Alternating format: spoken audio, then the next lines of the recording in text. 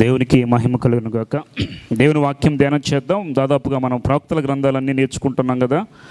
అయిపోయిన ఇంకా దానియేలు, యెహెజ్కేలు, యోనా ఈ గ్రంథాలతో మన ప్రవక్తలు కూడా ముగిసిపోతాయి. చూద్దాం ఒకసారి.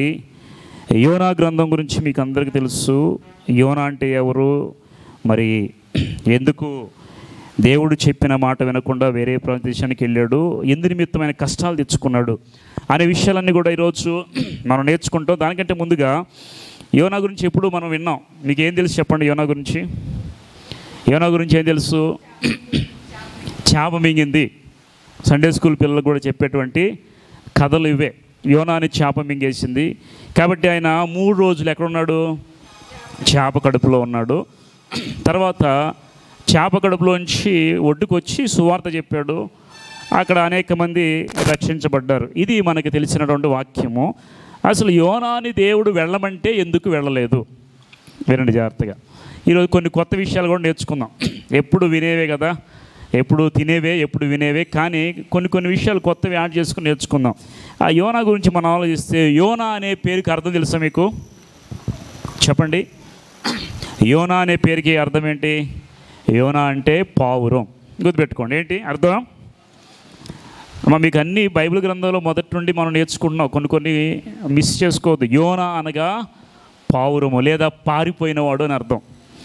యోనా కాలం ఎంత తెలుసా? దాదాపు క్రీస్తు పూర్వము 782 నుండి 753. 53 నుండి 82. ఎన్ని సంవత్సరాల కాలం చెప్పండి? 52 నుండి 82 అంటే ఎంత? 30 సంవత్సరాలు. 53 అంటే 30లో ఒకటి తక్కువైతే దాదాపు 29 సంవత్సరాలు యోనా కాలంలో రాయబడింది. ఇక్కడ యోనా గురించి మనం ఏమి నేర్చుకోవాలంటే, ఈయన ఒక ప్రవక్త. యోనా ఎవరు? ప్రవక్త. యోనా ఉన్న టైంలో విదేశానికి వెళ్ళి సువార్త ప్రకటించినటువంటి మొట్టమొదటి ప్రవక్త.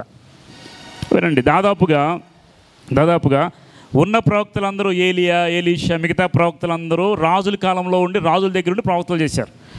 ఈ యోనా మాత్రము ఇక్కడ ప్రవచనం చేయకుండా ఎక్కడికి వెళ్ళాడు? విదేశీ గడ్డకి వెళ్ళాడు. అది ఏ ఊరు తెలుసా మీకు? అష్షూరేలు ప్రాంతం. ఆ ప్రాంతానికి దేవుడు ఏం చెప్పాడంటే సువార్త చెప్పమన్నాడు వెళ్ళి. ఎందుకు ఈయన అక్కడికి వెళ్ళాలి? అందరం లోకల్గా పనిచేస్తుంటే దేవుడు యోనాని మాత్రం ఎక్కడ ఉపయోగించాలని తెలుసా? విదేశానికి వెళ్ళమన్నాడు. వేరే దేశానికి వెళ్ళి నువ్వు ప్రవక్తగా పరిచయం చేయమని చెప్పాడు. యోనాకి ఇలా చెప్పేసరికి యోనాకి ఇష్టం ఉంది ఆ దేశం వెళ్ళడం. ఎందుకు ఇష్టం లేదు? ఇది మీకు తెలుసా ఆ విషయం? ఎంతసేపు యోనాను వెళ్ళమంటే వెళ్ళలేదు, వెళ్ళమంటే వెళ్ళలేదు అనుకుంటున్నారు, కానీ యోనా వెళ్ళడానికి ఎందుకు ఇష్టం లేదు యోనాకి? కారణం ఒకటి ఉంటుంది, మీకు గుర్తుపెట్టుకోండి. ఒక విషయం మనం బైబిల్ గ్రంథం నేర్చుకోవాలి. ఈ యోనా గురించి కూడా పుట్టుపూర్వతల గురించి మనం ఆలోచిస్తే మీకు ఒక విషయం చెప్తామేనండి. ఏలియా ఒకసారి పేద విధవరాలకి కుమారుడు చనిపోతే వెళ్ళి ప్రార్థన చేస్తే లేస్తాడు. తెలుసా మీకు? ఆ పిల్లోడు ఎవరు తెలుసా? యోనా. ఎవరికి తెలియదు, నాకు కూడా తెలియదు. ఆ పిల్లోడు ఎవరు అనుకుంటాను నేను గ్రంథాలు చదువుతూ ఉంటే. ఏలియా ఒక విధవరాలు కుమారుడు లేపుతాడు కదా, చనిపోయిన పిల్లోడిని. ఆ పిల్లవాడు బహుశా యోనా అయి ఉండొచ్చు.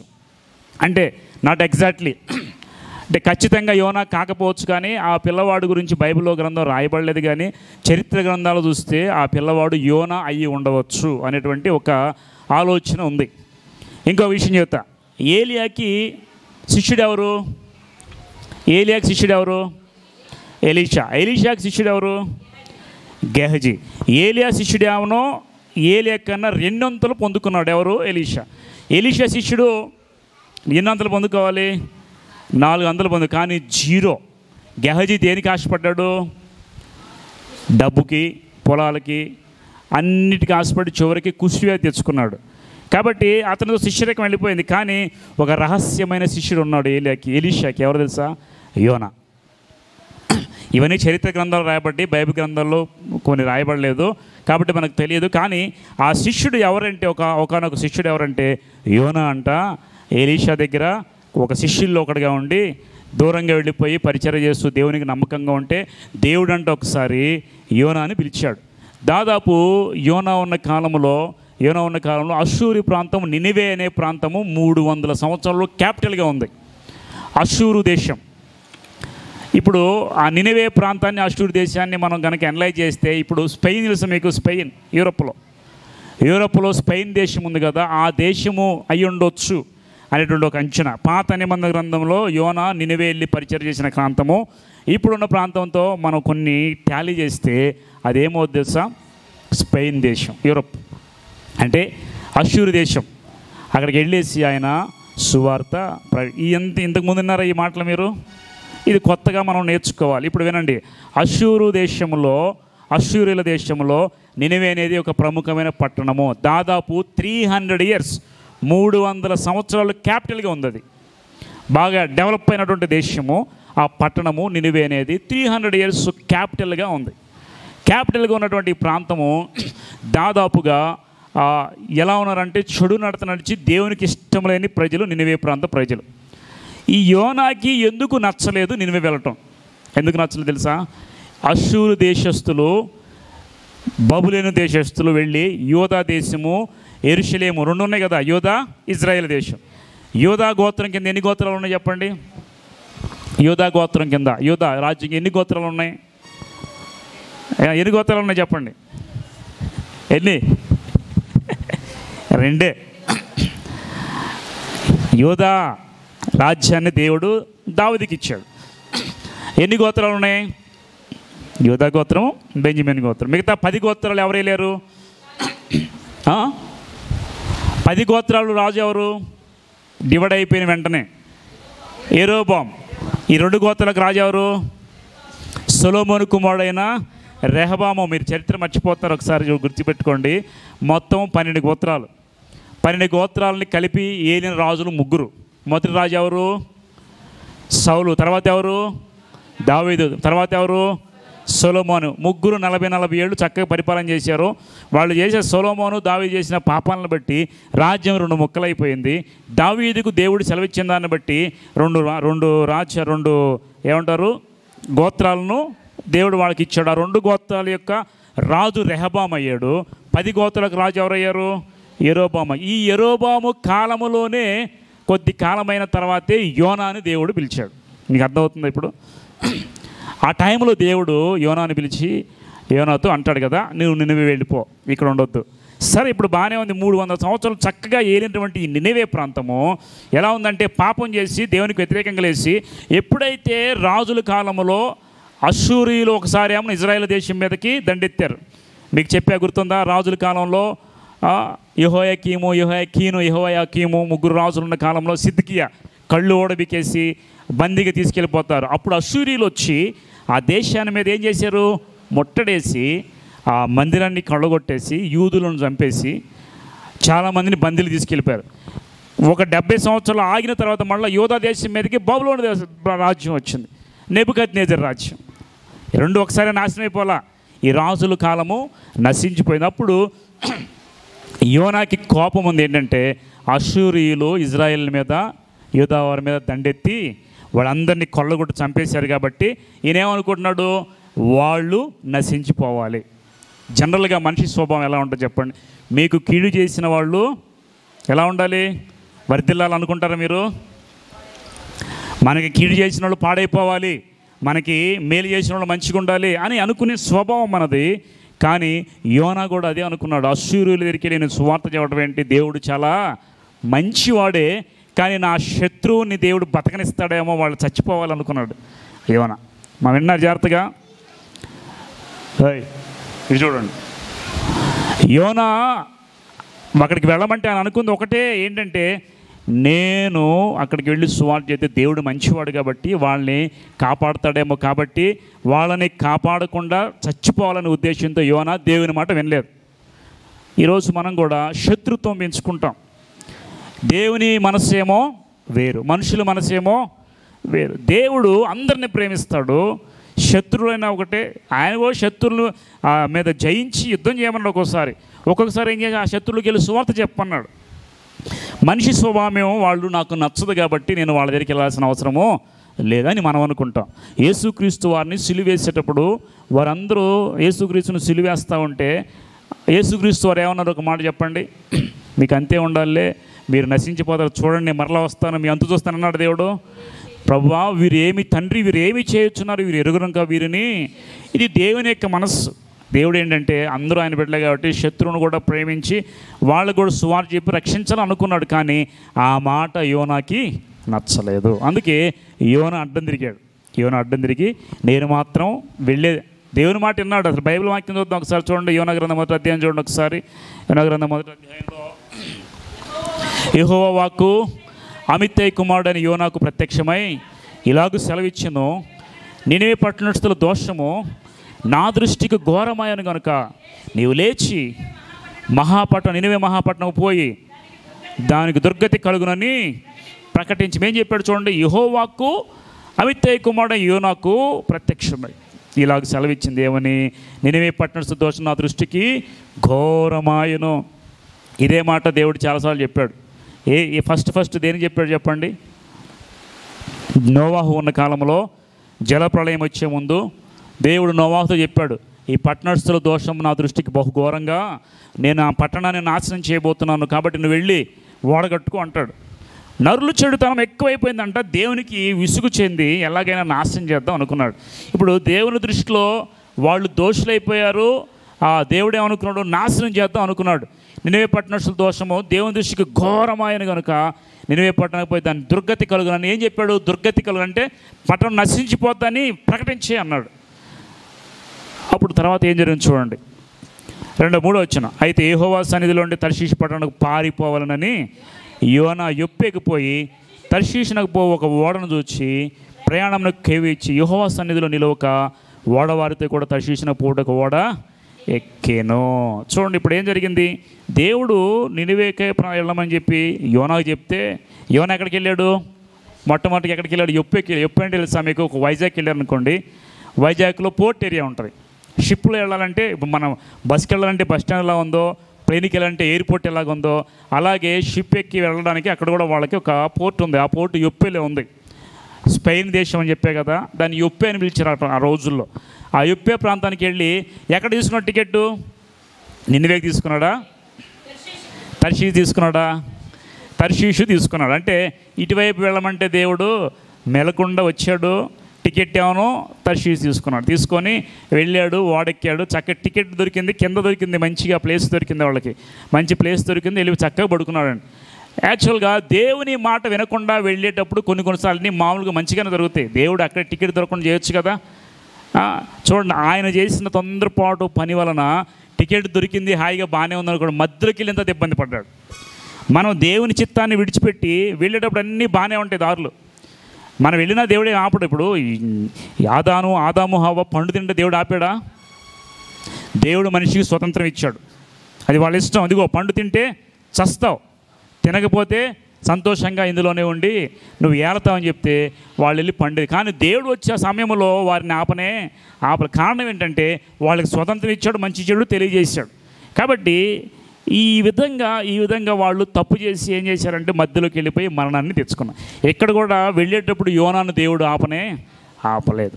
దేవుని చిత్తముకు వ్యతిరేకంగా లేచి టికెట్ కొనుక్కున్నాడు, తర్షీషుకి వెళ్ళిపోయాడు, ఓడెక్కాడు, ఆమరంలో చక్కగా నిద్రపోతున్నాడు. ఆ ఓడ మధ్యలోకి తెలుసా ఆయనకి గాలివాన వస్తుందని? తెలుసా? దేవుని చిత్తానికి వ్యతిరేకంగా వెళితే మంచి జరిగిద్దా చెడు జరిగిద్దా? మీరు చెప్పండి. ముందు మంచిగా ఉన్నట్టు ఉంటుంది, ముందంతా చక్కగా ఉన్నట్టు ఉంటుంది. కానీ మధ్యలోకి వెళ్ళిన తర్వాత మునిగిపోయే సమయంలో ఎటు వెళ్ళాలో తెలియక అప్పుడు మనం గాబరపడతాం. దేవుని చిత్తానికి వ్యతిరేకంగా వెళ్ళినప్పుడు ఒక్కొక్కసారి మనకి ముందు మంచిగానే ఉండొచ్చు, కానీ బాగానే ఉంది కదా అనుకుంటాం. కానీ మధ్యలోకి వెళ్ళినంత ఇరుక్కుపోతే బయటికి రాలేక మునగలేక ఏం చేయాలో తెలియక ఇబ్బంది పడిపోయే పరిస్థితి మనకి ఖచ్చితంగా వస్తుంది. ఇలాంటి పరిస్థితుల్లో యోనాకి వచ్చింది. ఇప్పుడు మనం ఏం చేయాలంటే యోనాను చూసి కొన్ని విషయాలు నేర్చుకోవాలి. దేవుని చిత్తమా కాదా అని తెలుసుకోవడం మనకి నిజంగా చాలా కష్టం ఈ రోజుల్లో. ఎందుకంటే ఆ రోజు అంటే దేవుడు యోనాకు చెప్పాడు కాబట్టి విన్నాడు స్వరం. ఈరోజు మీరు దేవుని చిత్తం చేయాలంటే మీకు స్వరం వింటున్నారా? లేదు. మరి దేవుడు వాక్యం చదువుకుంటూ వెళ్తే దేవుడు నాతో మాట్లాడలేదు మనకు ఖచ్చితంగా తెలియదు. కాబట్టి మనకి ఇష్టానుసారంగా మనం వెళ్ళిపోతున్నాం, మధ్యలోకి వెళ్ళి బోర్ల పడిపోయి మళ్ళీ వెనక్కి వచ్చేస్తున్నాం.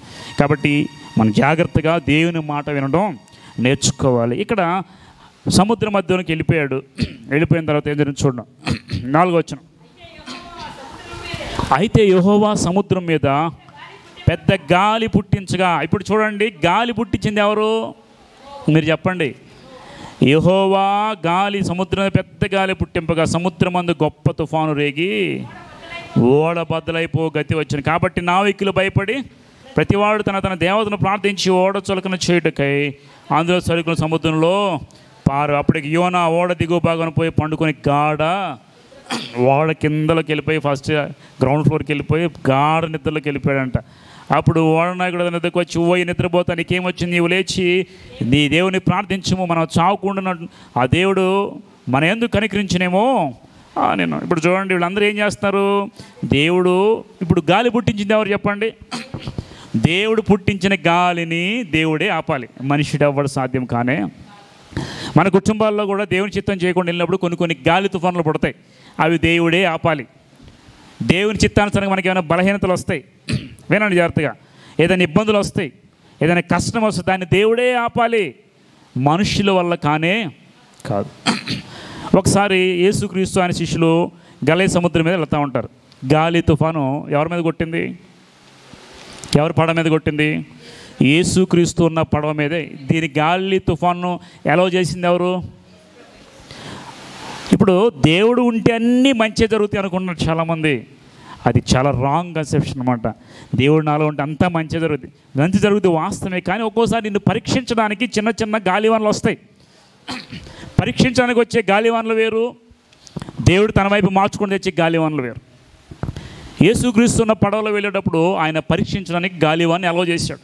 అందరూ విశ్వాసంలో భయపడిపోతున్నారు, అల్లాడిపోతున్నారు. అప్పుడు దేవుడు ఏం చేస్తున్నాడు? యేసుక్రీస్తు ఏం చేస్తున్నారు? అమరమున నిద్ర. అంటే వీళ్ళందరూ అల్లాడిపోతుంటే యేసుక్రీస్తు నిద్ర పట్టింది చెప్పండి. ఇక్కడ కూడా యోనా నిద్రపోతుంది, మిగతా వాళ్ళందరూ ఏం చేస్తున్నారు? అల్లాడిపోతుంది. యోనాకు తెలుసు, యోనాకి ఎంత గాలి ఏమైనా వచ్చిన ప్రార్థన మాత్రం ఎందుకు చేయట్లేదు చెప్పండి? ఎందుకు ప్రార్థన చేయట్లేదు యోనా? మీకు తెలిసింది చెప్పండి. యోనా అందరూ కూడా ప్రార్థన వారి వారి దేవతలు ప్రార్థన చేసుకుంటే యోనా మాత్రం ప్రేయర్ చేయట్లా. కారణం ఏంటి? నేనేమైనా ఏ ముఖం పెట్టుకుని దేవుని అడగాలి? ఆల్రెడీ ఆయన మాట వినకుండా నేను తప్పు చేసి వెళ్తాను, ప్రభా ఈ గాలి వారిని కాపాడు ప్రభా అని ప్రార్థన చేసి దేవుడు వింటాడా? ఆయన తెలుసు నా ప్రార్థన దేవుడు, అందుకని ప్రార్థన చేయకుండా మెలకుండా పడుకున్నాడు. ఎప్పుడైనా మనం తప్పు చేసినాడు దేవునికి దూరమైనప్పుడు ప్రార్థన మాత్రం చేయరు. ఎందుకంటే ప్రార్థన చేస్తే దేవుడు మళ్ళీ ఏం చెప్తాడో ఏ వినాలని చెప్పి ప్రార్థన మాత్రం చేయరు. దావీదు 9 నెలలు ప్రార్థన చేయలేదు, తెలుసు మీకు ఆ విషయం? దావీదు రోజు ఎన్నిసార్లు ప్రార్థన చేస్తాడు? రోజు ఎన్నిసార్లు చేస్తాడు చెప్పండి? 7 మార్లు రాజుగా ఉండి కూడా ప్రతిరోజు ఏదో ఒక సమయంలో కూర్చొని ఆయన సమయానికి ఇచ్చేవాడు. ఎప్పుడైతే బత్షెబతో పాపం చేశాడో ఇక అప్పుడు ప్రార్థన చేయడం మానేశాడు. ఎందుకని? ఆయన తప్పు చేస్తున్నాడు కాబట్టి ప్రార్థన చేసి దేవుడు ఏం చెబుతాడు, ఏమనాల్సి వచ్చింది నాకు ఎందుకు లేని దూరంగా వచ్చేసాడు అనమాట. అట్లాగే పాపములు ఉన్నప్పుడు, దేవుని మాట తప్పినప్పుడు ప్రార్థన అనేది ఉండదు. అదే రీతిగా యోనా కూడా ప్రార్థన చేయకుండా అమరంలోకి వెళ్ళిపోయి ఓడ అడుగున నిద్రపోతాం. అందరూ ప్రార్థన చేస్తాం, వీడు మాత్రం గాఢ నిద్రపోతున్నాడు. ఒకటే, విశ్వాసం ఉన్న అప్పుడైనా కానీ గాఢ నిద్రలో ఉండొచ్చు, లేదంటే విశ్వాసం లేనప్పుడైనా గాఢ నిద్రలో ఉండొచ్చు. అక్కడ చూస్తే యేసుక్రీస్తు వారు గాఢ నిద్రపోతామంటే గాలి తుఫాను కొట్టింది. ప్రభా మేము నశించిపోతాం, నీకు చింత లేదా అని యేసుక్రీస్తు లేచి ఏమన్నారు చెప్పండి? అల్ప విశ్వాసులారు ఎందుకు మీరు సందేహపడుతున్నారు? ఇప్పుడు మీరు వినండి జాగ్రత్త. గాలివాన మన మీద కొట్టినప్పుడు మనకి జనరల్గా కలవరం వస్తుంది. కానీ ప్రభు లేచి ఏమంటే అల్ప విశ్వాసులు ఎందుకు సందేహపడ్డారు? ఎందుకు సందేహపడకుండా ఎలా ఉంటారండి మనిషి? జనరల్గా ఆలోచిద్దాం. కష్టం వచ్చినప్పుడు, బాధ వచ్చినప్పుడు నాకు ఎందుకు వచ్చింది ఈ కష్టం, నాకు ఏం నేర్చుకోవాలి, ఈ బాధ ఎందుకు వచ్చిందని, నేను తప్పు చేశానా, లేకపోతే నాకేమన్నా శిక్ష, లేకపోతే దేవుడు నన్ను పరీక్షిస్తున్నాడని మనం ఆలోచించుకోండి. జనరల్గా యేసుక్రీస్తు నిద్రపోయి చూస్తూ ఉన్నాడు వీళ్ళు ఏం చేస్తారని. అవునే కదా? వాళ్ళు ఏం చేస్తారంటే యేసుక్రీస్తు పక్కనే ఉన్నాడుగా, గాలివాన్ని దేవుడు తీసేస్తాడు అనుకున్నారా? ఇదే దేవుడు చూస్తుంది.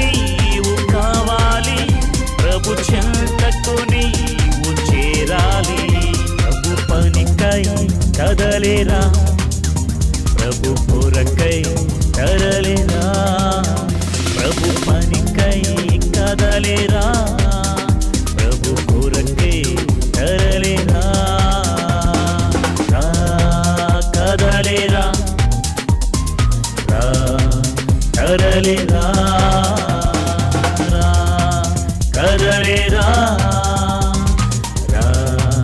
కదలిరా.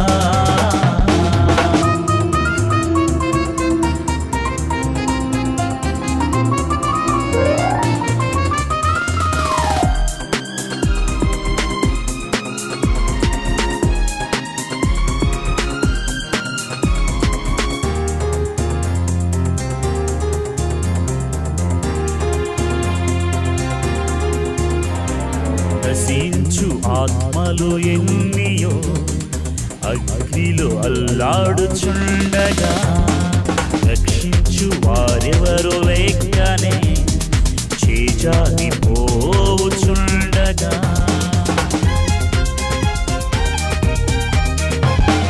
నశించు ఆత్మలు ఎన్నియో అగ్నిలో అల్లాడుచుండగా, రక్షించు వారెవరు లేకనే చేజారి పోవుచుండగా, నీకేల నిర్లక్ష్యము ఎందుకు అలక్ష్యము, ప్రభు మనస్సుని వెరుగుము, ప్రభు కొరకై పని చేయుము.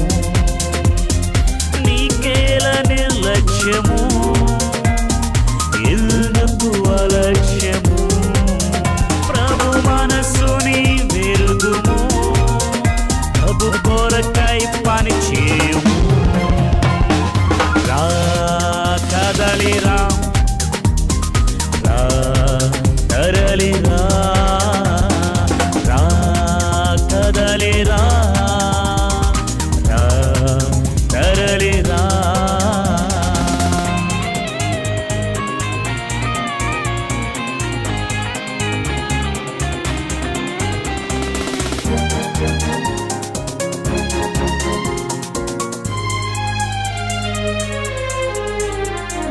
అపవాది గర్జించు సింహమై అంతట తిరుగాడుచుండగా, ఎవరిని మృంగుదును అని కనిపెట్టి పోరాడుచుండగా,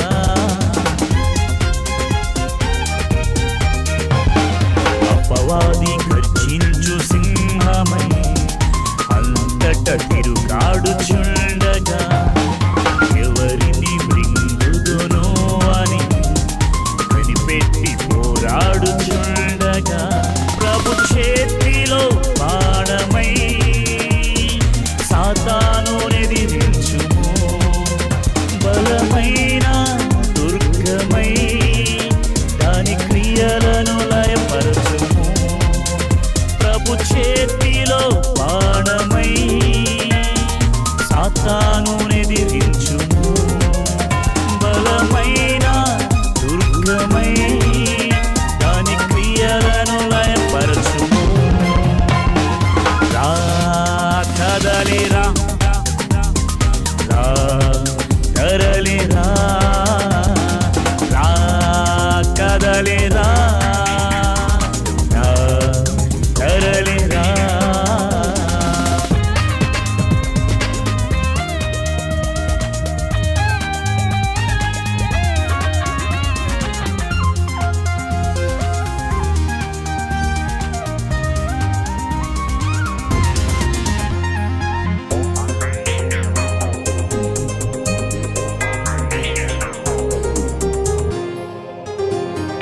వ్యర్థమైన ప్రతి వాటికై పరుగులేల ఓ సోదరా, అల్పమైన ఈ భోగమును విడిచిపెట్టు ఓ సోదరి.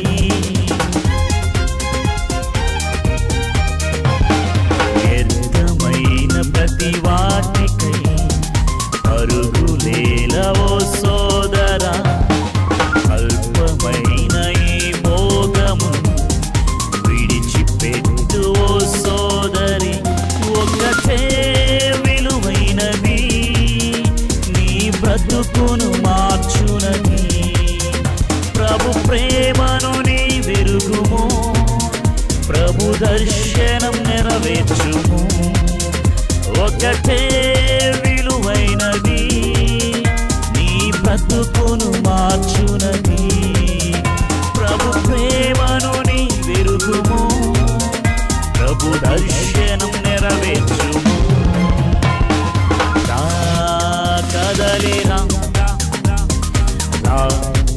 తరలిరా రా కదలిరా రా తరలిరా యువజనమా కదలిరా యువతరమా తరలిరా యువజనమా కదలిరా యువతరమా తరలిరా ప్రభు యేసుకు నీవు కావాలి ప్రభు చెంతకు నీవు చేరాలి ప్రభు యేసుకు నీవు కావాలి ప్రభు చెంతకు నీవు చేరాలి ప్రభు పనికై కదలిరా ప్రభు కొరకై తరలిరా ప్రభు పనికై కదలిరా ప్రభు కొరకై తరలిరా